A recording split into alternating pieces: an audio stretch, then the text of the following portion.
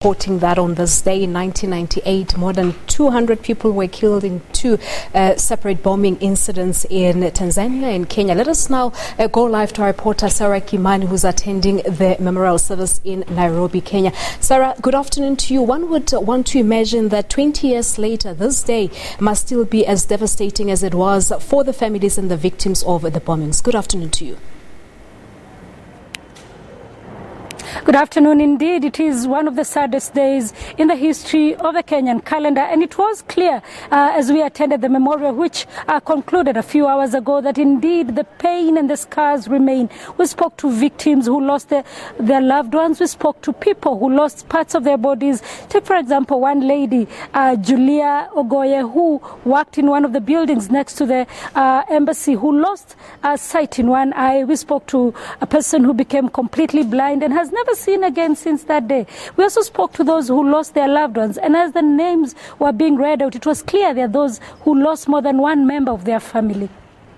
All right, Sarah, and the bombings basically brought into the spotlight the existence of Al-Qaeda, which mainly speaks to the capabilities of the different countries in terms of dealing with terror attacks. Talk to us about that.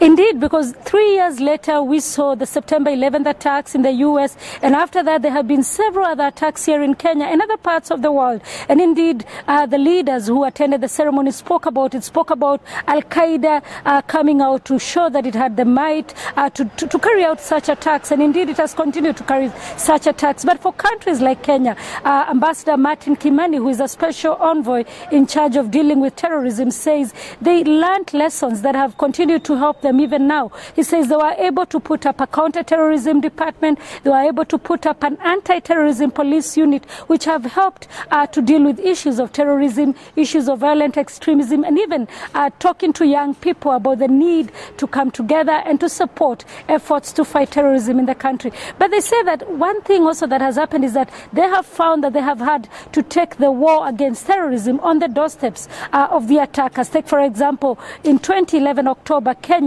sent troops to Somalia to deal with the Al-Shabaab militants, which are also linked to the Al-Qaeda.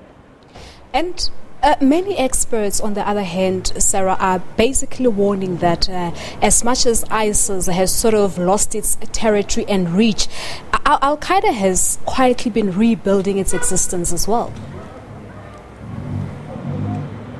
Yes, and it is not lost on those we spoke to here, saying that the threat still remains. But they say it is up to Kenyans and it is up to African governments and indeed the global world leaders to be able to be vigilant and to be able to help in counter-terrorism efforts and to up their game in terms of the war against terrorism. All right, and generally, what's the government saying, Sarah, as you attended the memorial service? Well, mostly the Kenyan government steered clear of one of the issues that has been coming up as we came towards this day, and it is the issue of compensation. 20 years since this attack happened, victims, survivors are still asking about being compensated, because they say they have not yet been able to get any form of relief following the attacks. But the government kept off that. The US government, through Ambassador Godek, also steered clear of that. But they just spoke generally about the need to unite, the need for countries to come together in the fight against terrorism.